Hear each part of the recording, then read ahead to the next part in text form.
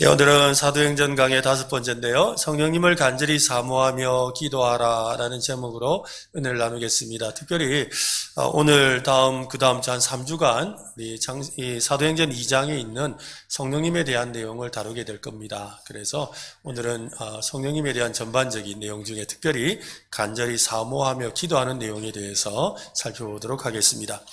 예수님은 요한계시록에서 라오디게아 교회를 향해서 차든지 뜨겁든지 하라라고 하셨습니다. 역사적으로 볼 때 주전 250년 전에 건설된 이 라오디게아라는 도시는 상업과 무역이 아주 활발한 그런 도시였습니다. 명성과 부요함으로 가득한 도시였지요.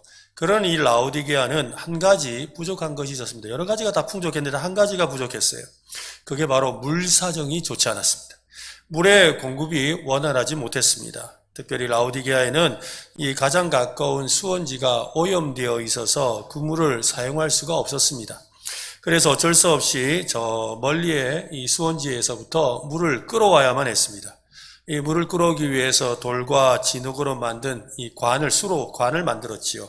그게 8km 정도 된다고 합니다. 엄청 먼 거리에서부터 여기로 오는 물을 이렇게 받아서 쓰게 되었지요. 그런데 8km나 흘러왔으니 이 물이 깨끗할 리가 없지요.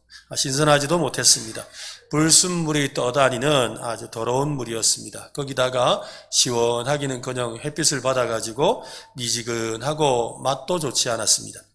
주변 도시인 이 히에라폴리스라는 곳에서는 온천수가 나오는 곳이고 또 이 라오디게아를 중심으로 한쪽이 히에라폴리스, 한쪽은 골로새인데 이 골로새에서는 이 시원한 지하수가 터져 나오는 곳이에요.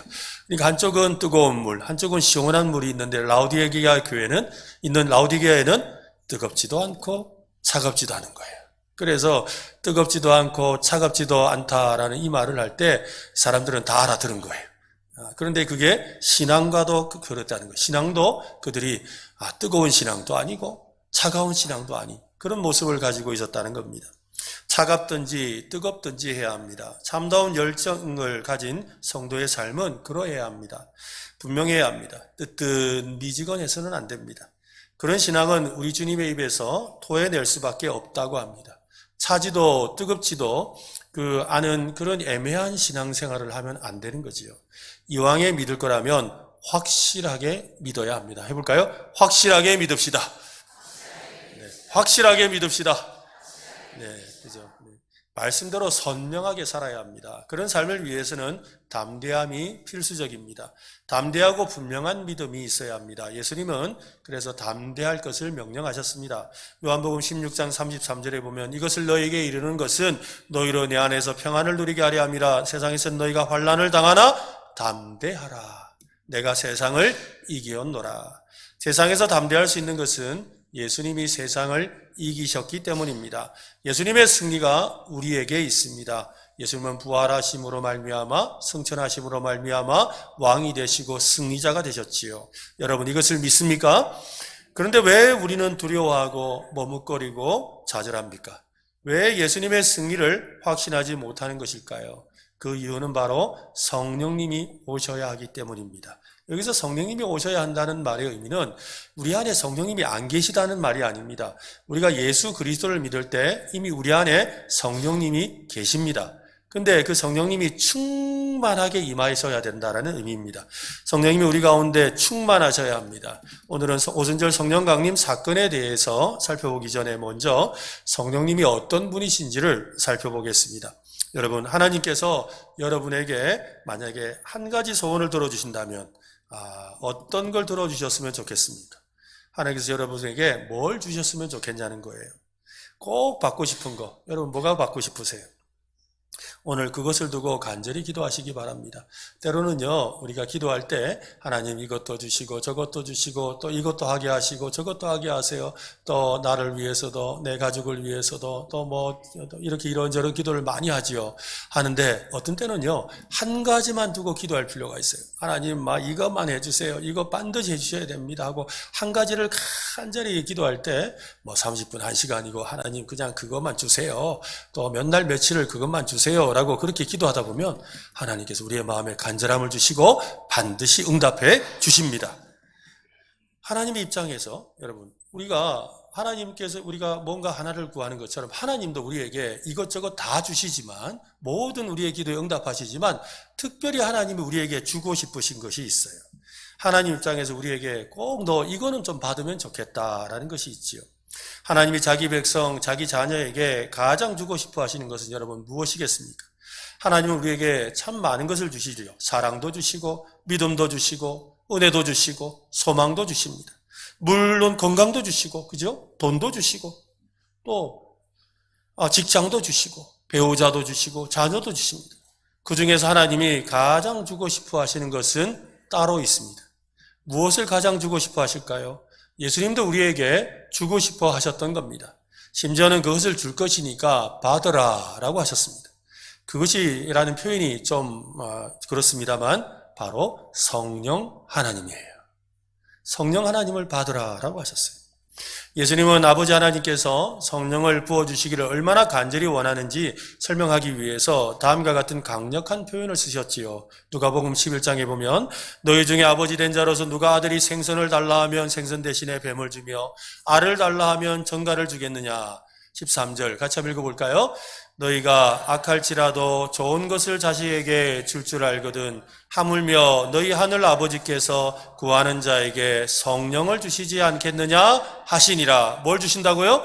성령. 그렇죠? 성령님은 하나님의 자녀인 우리에게 가장 필요한 분입니다. 하나님 아버지는 그분을 흔쾌히 보내주겠다고 하셨습니다. 우리에게는 성령님의 능력이 절실히 필요합니다. 하나님은 우리가 성령님의 능력으로 충만하기를 간절히 원하십니다. 우리는 그저 구하기만 하면 되죠. 왜냐하면 성령님을 주시고 싶어 하는데, 여러분 성령님을 주고 싶어 하시는데 우리가 못 받는 이유가 뭘까요? 우리가 왜 못 받죠? 하나님은 주고 싶어 하시는데 우리가 왜 못 받을까요? 찬송가가 생각나지 않습니까? 사람들이 어찌하여, 그 다음 뭡니까? 아랠 줄을 모를까? 구하지 않으니까요. 구하지 않으니까요. 그저 구하기만 하면 되는데 말입니다. 성령님에 관한 말씀이 성경 곳곳에 있습니다. 창세기 1장을 보면 성령님은 깊음 위에 운행하시고 온 세상을 창조하시는 일에 함께 하셨습니다. 요한계시록, 우리 성경의 마지막에 요한계시록 또 마지막 장인 22장에 가면 성령님께서 사람들에게 새하늘과 새 땅으로 초대하시는 말씀이 있습니다. 말씀 어느 곳에서나 성령님은 하나님의 역사에 중요한 역할을 담당하십니다. 예수님의 사역도 성령님과 밀접하게 연결되어 있습니다. 예수님은 사역을 시작하실 때 세례 요한에게 세례를 받았습니다. 그때 성령님이 비둘기같이 예수님께 임하셨지요. 또 예수님은 성령님에 이끌려서 광야로 나가서 사탄에게 시험을 받으셨습니다. 예수님은 예루살렘 성전에 있던 많은 사람 앞에서 외쳤습니다. 나를 믿는 자는 성경의 이름과 같이 그 배에서 생수의 강이 흘러나리라. 여기서 생수의 강은 바로 모든 믿는 성도들이 받게 될 성령을 가리킨다라고 말씀하셨어요. 예수님은 말씀하셨습니다. 요한복음 16장 7절에 보면 그러나 내가 너희에게 실상을 말하노니 내가 떠나가는 것이 너희에게 유익이라. 내가 떠나가지 아니하면 보혜사, 이 보혜사가 성령님을 말합니다. 그러니까 보혜사 성령님이 너에게 오시지 아니할 것이요, 가면, 내가 하나님께로 가면 성령님이 너희에게로 보내어질 것이다. 또 요한복음 16장 13절에는 그러나 진리의 성령이 오시면 그가 너희 모든 진리 가운데로 인도하시리니 그가 스스로 말하지 않고 오직 들은 것을 말하며 장래일을 너희에게 알리실 것이다. 예수님보다 성령께서 우리 곁에 계시는 것이 오히려 더 유익하다고 하지요. 사도들이 3년 동안 날마다 예수님과 살면서 말씀과 사역을 배웠습니다. 하지만 그것으로는 충분하지 않다고 하셨습니다. 성령님이 함께 하셔야 제대로 된 하나님과 예수님을 섬길 수가 있는 것이지요. 성령님이 예수님과 사도들에게 그처럼 중요했다면 우리에게도 중요합니다. 여러분, 한번 따라 합시다. 나는 성령님이 필요합니다. 하나님은 우리의 필요를 채우시는 분입니다. 하나님께 필요한 것을 구하면 언제나 응답하십니다. 살아가면서 많은 것이 필요하지요. 그 필요한 것을 믿음으로 구하라고 하셨습니다. 하나님은 자기 영광을 위해 모든 쓸 것을 채워주신다고 하셨습니다. 기도하는 사람에게 말입니다. 우리에게는 무엇이 필요합니까? 무엇이 부족합니까? 가장 필요하고 부족한 것은 바로 성령 하나님이십니다. 하나님은 우리에게 가장 필요한 성령 하나님을 보내주시는 겁니다. 성령 하나님을 통해 우리가 하나님의 은혜 아래 머물면서 참된 만족과 평안과 살아갈 능력을 누리기를 바라시는 겁니다. 그래서 성령님을 하나님의 선물이라고 하는 것이죠. 사도행전 2장 38절에 보면 베드로가 이르되 너희가 회개하여 각각 예수 그리스도의 이름으로 세례를 받고 제사함을 받으라. 그리하면 무엇이라고요? 성령의 선물을 받으리니. 또 사도행전 11장 17절은 같이 한번 읽읍시다. 그런즉 하나님이 우리가 주 예수 그리스도를 믿을 때 주신 것과 같은 선물을 그들에게도 주셨으니 내가 누구이기에 하나님을 능히 맡겠느냐 하더라. 예수를 믿을 때 주신 선물, 그 선물이 뭘까요? 성령님이라는 거예요. 여러분 우리 모두는 다 오늘 성령을 받으라는 이야기가 나오니까 내 마음에 성령이 안 계시는구나, 내 속에 성령님이 안 계시는구나 라고 생각하는데 아닙니다. 여러분, 우리는 예수를 믿을 때 성령님을 받았습니다. 여러분 안에 누가 계신다고요? 성령님이 계세요. 근데 그 성령님이 선물이라 했잖아요. 그러니까 어떤 일이 일어나느냐면 이런 거예요. 우리가 가끔씩 안녕하세요, 내가 당신을 생각해서 선물 드려요 하고 선물을 줬어요. 선물을 줬는데 뭐 이것저것 받다 보니까 정신이 없어가 받아놓고는 어디다 놔둔고는 까먹었어요. 그래가지고 어떤 사람이 지난번에 제가 드린 선물 어떻게 했어요? 그러니까 선물 줬어요? 생각이 안 나는데 선물 줬나? 이런 거예요. 아니 집에 가서 한번 찾아보세요. 성령이 그 선물이 있는가 하니까 집에 찾아보니까 포장지 뜯지도 않고 선물이 그대로 있는 거예요. 받아놓고. 우리가 지금 그런 거예요. 우리가 예수 믿을 때 성령님을 받았는데 성령님 받으라 그러니까 내가 선물 안 받았는데 나 지금 받아야 되는데 그래서 오늘날 받아야 되겠구나 생각하는 사람이 있다는 거예요. 아닙니다. 여러분, 이미 나는 예수를 믿을 때 성령을 받았습니다. 그러니까 한번 따라합시다. 내 안에 성령님이 계십니다. 한 번 더. 내 안에 성령님이 계십니다. 옆 사람에게도 당신 안에 성령님이 계십니다. 네, 아멘. 네, 저와 여러분 안에 성령님이 계신다라는 거예요. 이미 성령을 선물로 주셨어요. 그런데 선물 포장지를 뜯어보질 않았어요. 그러니까 그 선물이 뭐에 쓰는지, 그 선물로 뭘 할 수 있는지, 그 선물이 나에게 어떤 유익을 주는지 모르는 거예요. 이게 문제죠. 이미 우리 안에 성령님이 계시는데 그 성령님이 너무 좋은 선물이고 하나님이 제일 좋은 선물을 주셨는데 그 선물에 대한 가치를 모르고 살아가는 사람이 너무 많다는 거죠. 이것이 오늘날 믿음의 성도들의 안타까운 문제예요. 여러분, 오늘 그 성령 하나님을 배우고 알고 확신하고 충만해지는 여러분 되시기를 간절히 바랍니다. 임혜식 목사님이라는 분이 쓴 예수 내 인생의 소망이라는 책이 있습니다. 그 쪽에는 한 사람의 간증이 나오는데요. 황씨라는 이 성을 가진 사람의 제소자, 이 감옥에 있는 사람 이야기입니다. 이 황씨는 소년 시절부터 절도, 폭력, 강도와 같은 죄를 지어서 교도소를 늘 들락거렸던 사람입니다. 1970년 12월에 앞으로 7개월의 복역기간을 남겨놓고 안양교도소로 이송을 가게 되었어요. 워낙 성격이 난폭해서 교도소를 옮길 때마다 기존에 있는 복역자들하고 막 치고받고 싸우고 기싸움이 대단했습니다. 근데 신참이라면 당연히 먼저 온 사람들의 눈치를 보기 마련인데 이 사람은 성질이 나빠가지고 그러지도 않는 거예요. 그리고 막 사람들과 대놓고 싸우고 이랬어요. 두들겨 맞으면서도 계속 충돌이 일어났습니다. 근데 어느 날 또 두들겨 맞는데 옆 사람을 보니까 한 죄수가 눈물을 흘리고 막 얻어터지면서 옆을 봤는데 누가 기도를 하고 있는 거예요. 그래서 아니 저 사람이 누구기에 내가 이렇게 힘들게 기도하는데 그러고 있나 라고 하죠. 네, 너무 신경 쓰지 마세요. 성령님이 임하시는 거니까. 네, 그래서 저 사람은 누구기에 이렇게 하나 라고 하면서 기도를 하고 있을까라고 했죠. 근데 이렇게 실컷 얻어맞고 이제 피투성이가 되어 있는데 근데 이 기도하던 그 사람이 기도를 마치고는 이 황씨 얼굴 다 가까이 가기 싫어하는데 이 사람에게 와가지고 얼굴을 막 피 묻은 얼굴을 닦아주는 거예요. 그러더니 그 사람 손을 잡고 간절히 기도를 했습니다. 그때 이 황씨의 마음이 녹았죠. 이 사람이 믿는 예수 나도 믿어야 되겠다라고 생각하고 예수님을 믿게 되었답니다. 교도소에 전도하러 오신 전도사님을 통해서 그가 은혜를 체험하고 나도 이제 말씀대로 성령 충만 받아야 되겠다. 그가 결심을 하고는 감방 안에서 성경을 읽기 시작합니다. 그리고 기도하죠. 기도하는 중에 정말 성령 충만해진 거예요. 그러면서 막 대굴대굴 구르면서 통곡하고 회개하며 막 기도하는 그런 일들이 벌어졌어요. 그가 이렇게 기도를 합니다. 하나님, 저의 남은 삶을 하나님 영광을 위해 살겠습니다. 이제는 저를 위해 살지 아니하고 제 뜻과 고집으로 난폭한 삶을 살지 아니하고 하나님 앞에 올바른 삶을 살겠습니다. 라고 그렇게 기도를 했답니다.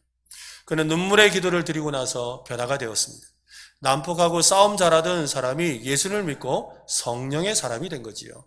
온순한 양처럼 변한 황씨의 모습에 교도소 간수들도 놀랐답니다. 결국 이 사람이 모범적인 생활을 워낙 열심히 이렇게 신앙생활하면서 모범적으로 생활하는 바람에 복역하는 기간을 석 달이나 줄여줬대요. 모범수라고 해가지고. 그의 변화된 삶이 믿지 않는 사람들에게 영향을 주어서 또 전도하는 도구가 되었다고 합니다. 오순절 성령 강림의 사건은 중요한 것은 120명의 삶이 완전히 달라졌다는 것입니다. 예수님을 따르던 그 제자들의 삶이 오순절 강림 사건 이전과 이후로 완전히 달라진 데 있습니다. 그들은 이전 생활로 돌아가지 않았습니다. 그들이 그처럼 온전히 바뀌는 변화를 지속할 수 있었던 이유에 대해 성경은 이렇게 말씀합니다. 사도행전 2장 4절인데요. 같이 한번 읽어보겠습니다. 그들이 다 성령의 충만함을 받고 성령이 말하게 하심을 따라 다른 언어들로 말하기를 시작하니라. 그들이 다 뭐에? 성령의 충만함을 받고. 여기 있는 거예요.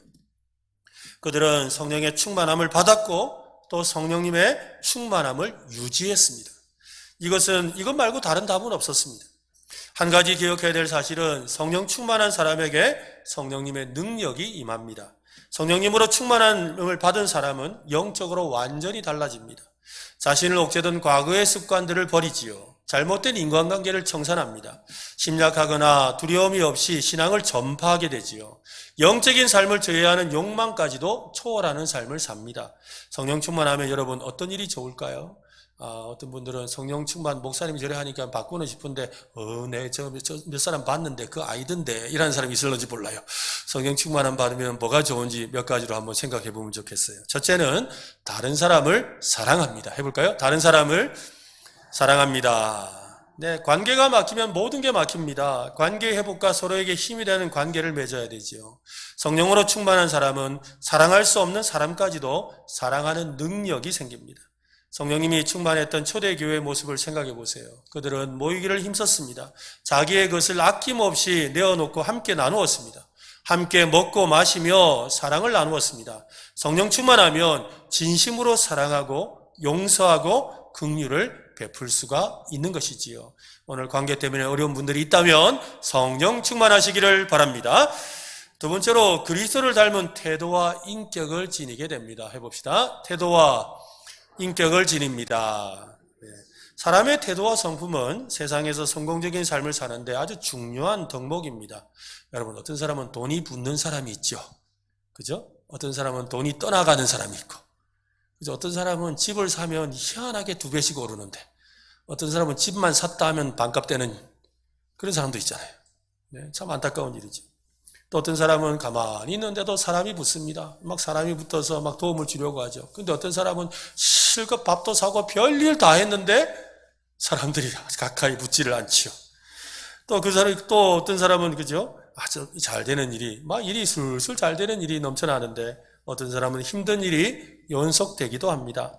그 사람의 인격과 태도의 차이가 삶의 질을 좌우하는 것입니다. 성령 충만한 사람은 그리스도를 닮은 태도와 인격이 나타나지요. 성령님이 충만한 사람에게 성령의 열매가 맺힌다고 했습니다. 성령의 열매 뭔지 아시죠? 사랑, 희락, 자비, 화평, 오래 참음, 자비, 양성, 충성, 온유, 절제. 이것은 모두 다 우리의 인격, 성품, 태도와 관계가 있는 것입니다. 즉 예수님을 닮은 태도를 갖게 된다는 말이지요. 그러므로 예수님을 닮고 싶다면 성령 충만해야 합니다. 세 번째로는 하나님의 말씀에 순종합니다. 해봅시다. 하나님의 말씀에 순종합니다. 신앙생활의 핵심은 순종에 있습니다. 순종하는 것이 믿음이고 신앙생활입니다. 하나님의 말씀을 잘 듣고 그 말씀대로 순종해야 여러분 복을 받습니다. 형통하고 능력 있는 삶을 살지요. 하나님의 말씀과 반대되는 삶을 살 때 성령님은 근심하시죠. 왜냐하면 우리 안에 계시는 성령님이 근심하세요. 근심하는 것뿐만 아니라 어떻게 해요? 우리가 계속 성령님을 거역하면 성령의 불이 꺼져버려요. 그럼 참 안타까운 거예요. 여러분, 교회 다니는 신자 중에는 두 신자가 있습니다. 오늘 저는 이렇게 예배 나오는 여러분들을 신자라고 불러요. 그리고 성령님이 함께 하시는 성령 충만한 성도 그리스도인이 있어요. 신자는 그냥 주일날 예배 나오는 거예요. 예배 나와서 말씀 듣고 그래 좀 좋네 하고 아유 오늘 예배 드렸으니 됐다. 아이고 오늘 뭐 별일이 있겠나. 신자. 오늘 예배 가운데 하나님의 말씀을 듣고 은혜 받고 그래 내가 성령 충만하여 살아야지 라고 한다면 그리스도인. 성령 충만한 그리스도인. 교회는 이 두 종류의 사람이 있는 거예요. 이왕이면 여러분 신자에 머물지 말고 성령 충만한 그리스도인이 되시기를 바랍니다. 그죠? 여러분 우리의 삶의 신앙생활은 언제나 순종하는 데 있어요. 하나님의 말씀을 따라 순종하는 데 있습니다. 신앙생활에 순종 아닌 것이 없어요. 다 순종이죠. 근데 순종할 마음을 주시고 그 순종을 통해 하나님의 복을 받게 하는 분이 바로 성령 하나님이십니다. 네 번째로는 하나님의 구원하시는 능력을 증거합니다. 따라합시다. 능력을 증거합니다.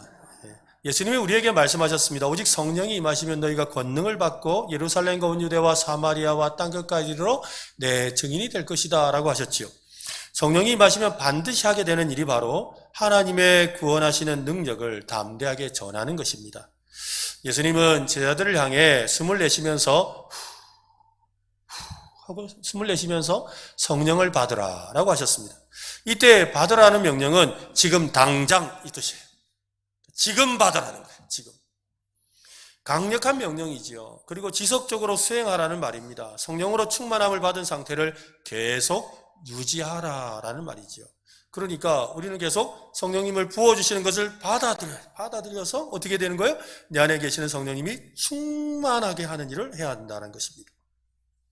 성령으로 충만함을 받은 상태를 유지하라는 겁니다. 우리는 성령님으로 충만해야 합니다. 그렇지 않으면 쉽게 스트레스를 받고 화내는 생활을 합니다. 성령 충만하면 참을 일도 성령님이 충만하지 않으면 그냥 화내요. 나중에는 자기도 생각지도 못했던 엉뚱한 일도 하지요. 또한 영적으로 열등감에 빠지게 되고 영적인 일에 관심을 두지 않게 되고 영적으로 위축되기도 합니다. 성령 충만하게 되면 정직하게 살지요. 또한 서로를 친절히 베풀고 용서합니다. 순결과 사랑의 삶을 삽니다. 성령 충만은 그리스도인의 선택이 아니라 필수입니다. 성령 충만한 삶을 살면 서로 화답하고 노래하고 찬송하고 감사하고 주님께 복종하는 삶을 살게 되는 겁니다. 그렇다면 여러분 어떻게 하면 목사님 그래 뭐 좋은 성령님 받으면 상당히 좋네요. 성령 충만 받으면 참 좋네요. 근데 어떻게 해야 받을 수 있을까요? 어떻게 해야 받을 수 있을까요? 저는 과거에 성령 충만한 삶을 이루는데 한 가지 공식이 있는 것으로 생각했습니다. 그래서 뭐 주여를 갖다가 10,000번 외치면 성령 충만 받고 또 아니면 산기도 가서 기도하면 받고 또 뭐 성경을 뭐 100독하면 받고 이런 나름의 공식이 있다고 이렇게 생각을 했거든요. 그러나 성령 충만한 삶이란 정해진 공식에 따라 이루어지는 것이 아닙니다. 그것은 한 인격, 즉 성령님과의 관계 속에서 이루어지는 겁니다. 수시로 성령님을 생각하고 성령님을 높여드리고 성령님을 느끼고 성령님과 대화하고 성령님의 인도를 받고 순종하는 거예요. 그러니까 이렇게 하는 거예요.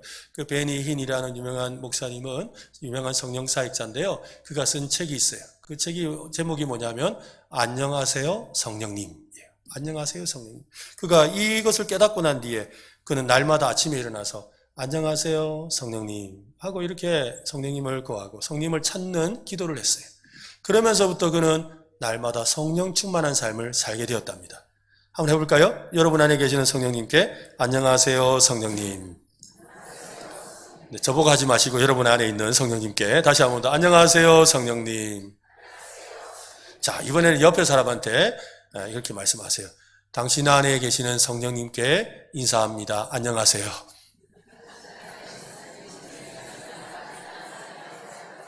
고개만 끄덕이지 말고 제대로 한번 해보세요. 다시 한번 더. 당신 안에 계신, 옆 사람 보면서 당신 안에 계신 성령님께 인사합니다. 안녕하세요. 네, 그래야 진짜 성령님 우리 안에 계신지 확신하죠. 다시 한번 더 내 자신을 향해서 안녕하세요 성령님.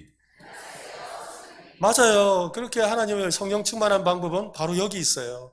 내 안에 계시는 성령님을 생각하고 또 생각하고 느끼고 찾는 일에서부터 성령 충만함이 시작되는 거예요. 또 그분의 인도하심에 순종하는 데 있지요. 성령 충만을 받는 것은 성령님께서 우리 자신의 구석구석까지 그분의 영향력을 행사하도록 맡겨드리는 겁니다. 성령님이 우리의 생각과 감정과 관계 그리고 우리의 꿈에 이르기까지 모든 것을 다스리시도록 내어드리는 것입니다. 여러분, 충만함이라는 단어는 가득 채워져서 더 이상 채울 공간이 없다라는 뜻이죠. 여러분, 여기 컵에 물이 충만합니까? 아니죠. 그죠?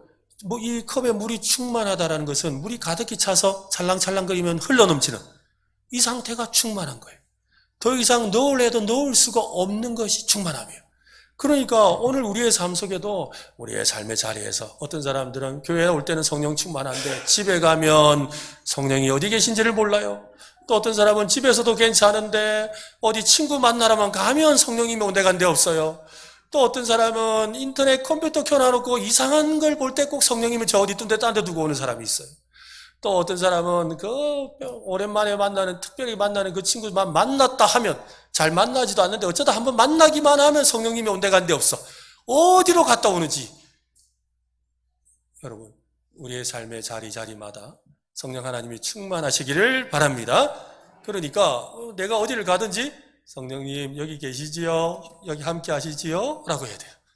이게 바로 성령 충만한 삶을 살아가는 방법입니다. 우리의 생각이 성령 충만해야 합니다. 우리의 마음이 성령 충만해야 합니다. 우리의 가슴이 성령 충만해야 합니다. 더 나아가 가정이, 직장이, 교회가 성령님의 인도와 지도를 받고 성령님께 전적으로 순종할 때 성령 충만할 수가 있습니다. 성령 충만은 뭔가에 홀린 듯이 살아가는 게 아니에요. 우리가 술 취하지 말라 이는 방탕한 것이니 성령으로 충만함을 받으라 라는 말씀 때문에 술 취하는 것과 성령 충만이 비슷하구나, 뭔가 홀려가지고 술 취한 사람처럼 일하는구나 생각을 해가 나 그런 삶을 살기 싫은데 이래요. 아닙니다, 여러분. 그게 성령 충만이라는 게 아니에요. 뭔가 홀려 사는 게 아니에요. 성령 충만한 사람보다 맑은 정신을 가지고 있어요. 오히려 더 맑은 정신을 가지고 지혜를 주세요. 지혜와 계시의 영이신 성령님께서 우리로 하여금 분명한 생각을 갖고 일하게 하세요. 좀 더 극하게 표현하면요, 여러분, 우리가 기도하다가 어떤 사람은 방언을 받잖아요. 방언을 받아서 막 이상한 거 하는 것 같지만 정신은 말짱해요. 맑은 정신 가운데 내 의지와 상관없이 방언을 하게 하시는 거예요. 그러니까 성령 충만하면 더 맑은 정신을 갖고 살게 되는 거예요. 하나님이 기뻐하시는 그 일을 하게 되는 거예요. 여러분, 성령 충만하시기를 바랍니다. 주님의 말씀에 전적으로 순종하고 성령님이 인도하시는 대로 하나님이 기뻐하시는 일을 하고 예수님이 맡기신 사명에 기꺼이 헌신하게 된다는 말입니다. 우리에게 성령님이 충만하기 위해서는 두 가지 일이 선행되어야 합니다. 먼저 첫 번째는 온전히 성령님만을 의지하는 것입니다. 그리고 두 번째는 성령님께 온전히 항복하는 것입니다. 하나님은 때로는 주위의 모든 상황을 움직이셔서 우리를 코너로 몰고 가십니다. 도무지 빠져나올 것이 없음을 깨닫게 하시죠. 그때 하나님은 우리에게 말씀하시죠. 하나님은 분명하게 두 단어로 말씀합니다. 너 나만 의지해라. 하나님만 의지해라 라고 말씀하세요. 그리고 두 번째는 네 고집과 네 주장을 내려놓고 항복해라. 항복해라. 한번 해볼까요? 의존하고 항복하라. 여러분, 성령 충만을 받는 방법이 그거예요. 성령님만 의지합니다. 성령님만 의지합니다. 성령님만 의지합니다. 진짜 의지하겠습니다. 라고 할 때 성령님이 역사하세요. 성령이 충만해지세요. 저도 가끔씩 기도할 때 그래요. 하나님 이거 해주세요. 하나님 이렇게 하셔야 됩니다. 하고 막 주먹을 쥐고 막 간절하게 하나님 앞에 막 기도할 때도 있지만 어떤 때로는 하나님 나는 아무것도 아닙니다. 내가 할 수 있는 것이 아무것도 없습니다.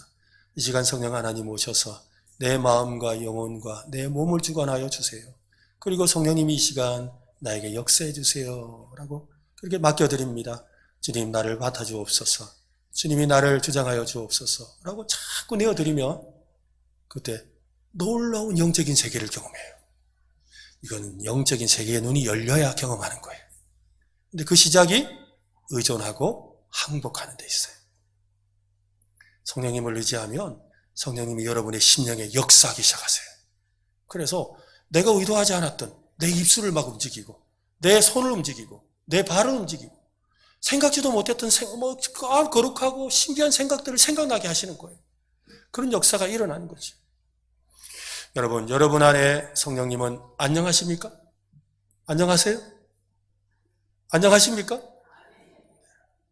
오늘 조금 전까지는 몰랐지만 이제 안녕하신 줄은 알겠죠? 네. 여러분의 성령님은 안녕하십니까? 네. 성령님이 지금 여러분 안에 충만히 거하게 되기를 바랍니다. 성령 충만한 사람에게 능력도 나타나요. 급하고 강한 바람처럼 성령의 바람이 오늘 저와 여러분의 심령에 불어와서 다시 일어서고 힘을 얻고 힘차게 달려가는 여러분 되시기를 예수님의 이름으로 축원합니다. 그동안 한국 교회에는 교회 성장과 관련한 세미나와 책들이 그 어느 때보다 많이 쏟아져 나왔습니다. 교회 성장에 관한 관심이 고조되었지만 정작 기독교를 믿는 성도의 숫자는 가파르게 줄어들고 있습니다. 교회도 막 문 닫는 교회들이 늘어나고 있어요. 여러분, 숫자는 거짓말을 하지 않습니다. 날마다 새로운 것을 채택하고 더 좋은 방법을 찾고 있는데 왜 교회는 자꾸만 퇴보하는 것일까요? 혹시 그것들이 교회 성장을 가로막고 있는 것은 아니겠습니까? 한국 교회가 이렇게 된 것에 대한 문제점을 찾아보라고 한다면 저는 과감하게 말하겠습니다. 그것은 기도의 문제입니다. 기도가 줄었어요. 교회들마다 기도회에 나오는 사람이 많이 줄었어요. 그래도 감사한 건 지난주에 새벽기도 나오고 금요기도에 나오자 했더니 성도님들 순종하시는 분들이 많이 계시더라고요. 그래서 금요기도에 더 많이 나오셨던데 감사합니다. 여러분, 기도가 줄고 있어요. 그 옛날에 금요기도 하면 한번 생각해 보세요. 철야 기도였잖아요. 철야 기도. 밤새 하는 기도였어요. 근데 요즘에는 밤새 기도하는 교회 거의 찾아보기 힘들어요. 저녁에 잠깐 하고 말지요. 그 잠깐 하는 그 금요 기도에도 사람들이 안 와서 수요일 날 합쳐버리는 교회도 많아요. 그래서 금요 기도 안 하는 교회도 많아요. 점점 기도하는 것이 사라지고 있는 거예요. 오늘날 교회는 기도 없이 점점 타협과 타락과 무기력으로 치닫고 있습니다. 하나님의 말씀과 성령의 능력에서 멀어져 표류한 지가 오래입니다. 어디서 변화를 위한 은혜를 찾아야 합니까? 어떻게 해야 상황을 반전시킬 수가 있습니까? 하나님 앞에 겸손히 엎드려 이렇게 도움을 요청해야 합니다. 성령이여 오셔서 하나님 나라를 넓히기 위한 우리의 노력에 새 능력을 부어 주옵소서. 사도 바울은 그의 영적인 아들이었던 디모데에게 한탄한 적이 있습니다. 디모데후서 3장 5절에 보면 경건의 모양은 있으나 경건의 능력은 부인하니 이 같은 자들에게서 네가 돌아서라. 경건의 모양은 있어서 예배도 나오고 기도회도 나오고 성경도 읽고 또 전도도 하는데 능력이 없어요. 능력이. 왜 능력이 없을까요? 능력은 나에게서 나오는 것이 아니라 내 안에 계시는 성령님이 주시는 겁니다. 그러므로 우리는 하나님께 부르짖어야 합니다. 우리가 아닌 하나님이 상황을 바꿔주셔야 합니다. 하나님께 더 가까이 다가가 기도해야 합니다. 이것이 믿음의 선진들이 지금까지 순종하며 실천해온 일입니다. 그때 하나님께서 일하심이 나타났고 성령 충만한 기적이 일어났습니다. 우리는 구하고 찾고 두드려야 되죠. 그러면 반드시 성령 하나님을 선물로 받습니다. 예수님은 몇 날이 못 돼요 라고 하셨죠. 제자들을 간절히 사모하며 10일간 기도했습니다. 10일간 기도하니까 정말 성령 충만을 사모하며 간절히 10일을 기도하니까 몇 날이 못 돼요. 놀라운 일을 경험한 겁니다. 여러분이 몇 날이 못 뛰어라는 거, 저는 그걸 경험한 적이 있어요. 제가 제 기억으로는 아마 그 20대 후반, 30대 초반쯤 됐던 것 같은데요. 간절히 성령의 은혜를, 성령님의 특별한 은혜를 경험하고 싶어서 어떤 분이 그러더라고요. 그게 사실은 아닌데 그 말이 제 마음에 꽂혔어요. 방언을 받으면 영적인 세계의 문이 열린다 하더라고요. 그래서 이 성령님이 계시는 것을 알게 되고 또 성령님의 역사를 경험할 수 있다라고 이야기를 하더라고요. 그래서 그 말에 제가 믿기로 했어요. 그래서 하나님, 제가 방언을 받고 그 방언을 받아서 성령의 영적인 세계가 열리기를 원합니다. 이왕 목사 생활을 하는데 경건의 모양만 있는 목사가 아니라 능력 있는 목사가 되고 싶습니다 하고는요 간절히 기도했어요. 그래서 한 달 동안 작정하고 막 열심히 기도해요. 정말 간절히 기도하는데 별일이 없더라고요.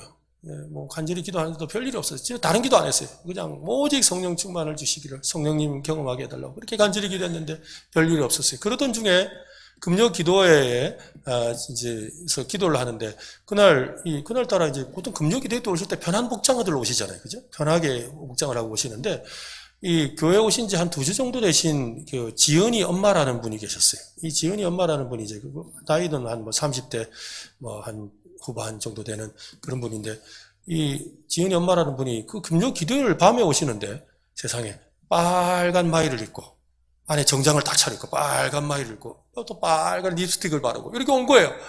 그래가지고 아니 이 밤에 오는데 왜 그냥 편하게 오지 저렇게 왔나 싶어가지고 지은이 어머니 오늘 저녁에 왜 이렇게 예쁘게 하고 오셨어요? 왜 이렇게 예쁘게 하고 오셨어요? 이제 말은 뭐예요? 왜 빨간 옷 입고 왔냐 이 말이죠. 네, 그래서 왜 이렇게 예쁘게 하고 오셨어요? 그러니까요 이분이 대뜸 그러는 거예요. 전도사님 예, 제가 그때 전도사였거든요. 전도사님 예, 방언은 선물이라 카대에 선물 받으려고 예쁘게 입고 왔다 아닙니까? 그러고 그 밤에 방언 받고 돌아갔어요. 근데 저는 못 받았어요. 방언은 선물이라 카드하고 선물 받으려고 예쁘게 입고 와서는요, 기도할 줄도 모르는 그분이 그냥 기도하고는 방언 받아갔어요. 성령님이 역사하신 거예요. 근데 성경도 알고 신학도 아는 나는 주옵소서 그러는데도 역사가 안 일어났어요. 여러분, 성령은 선물이에요. 하나님 우리에게 주기를 기뻐하시는 선물이십니다. 여러분 그 선물을 받으시기를 바랍니다. 그 선물을 소중히 여기시기를 바랍니다. 그렇잖아요. 우리도 그렇잖아요. 누가 이렇게 선물을 주면 그 선물을 받아서 너무 좋아요, 고마워요, 이거 너무너무 꼭 필요했어요 하고 막 너무너무 좋아하면 어떻게 마음이 선물 준 사람이 어때요?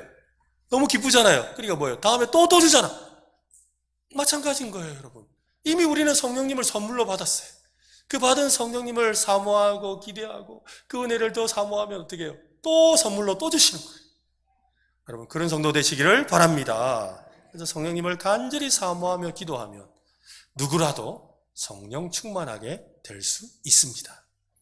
F.B. 마이어라는 목사님이 있습니다. 이분은 당시에 이 찰스 스펄전이라는 목사님과 캠벨 몰간이라는 목사님과 함께 영국에서 아주 유명한 세 목사님이었어요. 설교를 엄청나게 잘하시는 분들이고 지금도 이분들의 설교는 우리들에게 도전을 주거든요. 근데 이 세 분이 목회하시는 교회가 다 성장을 엄청나게 부흥하는 교회였어요. 근데 어느 날 이 F.B. 마이어 이 목사님의 교회가 이 세 교회 중에서 두 교회보다 조금 처지는 거예요. 이게 목사님 마음에 이렇게 우리 교회가 좀 저 교회들보다 못하나 이런 마음이 들면서 마음이 좀 힘드셨어요. 근데 그러면서 의기소침해지고 또 영적인 침체가 막 찾아오기도 했죠. 사람들로부터 많이 존경받고 이미 유명한 분이셨지만 그의 마음에 그런 마음이 들었던 거예요. 그래서 마음에 이래서는 안 되겠다라고 생각하고는 성령 충만함을 나도 받아야 되겠다 생각을 했어요. 그래서 성령 충만을 받으려면 어떻게 하지? 기도하라고 그랬지. 그래서 그가 마침 그 교회에서 9시부터 11시까지 성령 충만을 위해서 기도하는 모임이 있었어요. 그래서 그 모임에 담임 목사님인데도 참여를 한 거예요. 참여해서 같이 앉아서 기도를 합니다. 기도를 하는데 마음이 답답하니 기도가 안 나오더래요. 기도가 안 되는 거예요. 그래서 기도의 자리에 앉았다가 조용히 빠져나와서 바깥에 들판으로 나갔어요. 바깥에 들판으로 나가서 그 능력을 거닐면서 그가 하나님 앞에 조용히 이렇게 기도합니다. 오 하나님 아버지시여, 성령님의 힘을 받아 능력을 얻어야 할 사람이 있다면 저야말로 바로 그 사람입니다. 그러나 저는 어떻게 하면 성령을 받을 수 있는지를 모릅니다. 그때 그의 마음속에 한 음성이 들렸답니다. 죽임당하신 예수 그리스도로부터 제사함을 받듯이 살아계신 예수 그리스도로부터 성령을 받으라. 예수님이 후 하고 하시면서 성령을 받으라 하신 것처럼 그렇게 그냥 선물로 받아들이면 된다는 걸 깨닫는 거예요. 그래서 목사님이 하늘을 바라보면서 이렇게 기도를 합니다. 주여, 이 밤에 따스한 공기를 이렇게 마시듯이 저는 당신의 축복된 성령을 제 온몸에 마셔드리나이다. 머리에는 특별한 일도 없었고 불이 비치지도 않았고 휘몰아치는 바람 소리도 없었습니다. 하지만 처음으로 성령님이 자신에게 충만하게 임하여서 계심을 느낄 수가 있었답니다. 그분은 성령 충만한 목회자로 온 힘을 다해 열정적으로 사역할 수 있었다고 합니다. 여러분, 간절히 사모하며 기도한다는 것은 어떤 사람에게는 뜨겁게 부르짖는 기도일 수 있습니다. 하지만 또한 어떤 사람에게는 조용하지만 간절한 기도일 수도 있는 겁니다. 중요한 것은 성령님을 원하고 바라고 기다리는 간절함과 사모함에 있습니다. 소원하기는 오늘 이 설교가 여러분의 마음에 간절함이 사무치는 역사가 일어났으면 좋겠습니다. 사모함이 절절해졌으면 좋겠습니다.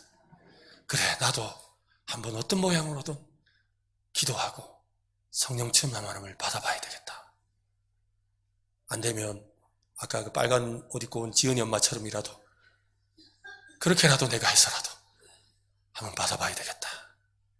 그런 마음의 간절함을 갖게 되는 오늘 저와 여러분 되시기를 예수님의 이름으로 축원합니다.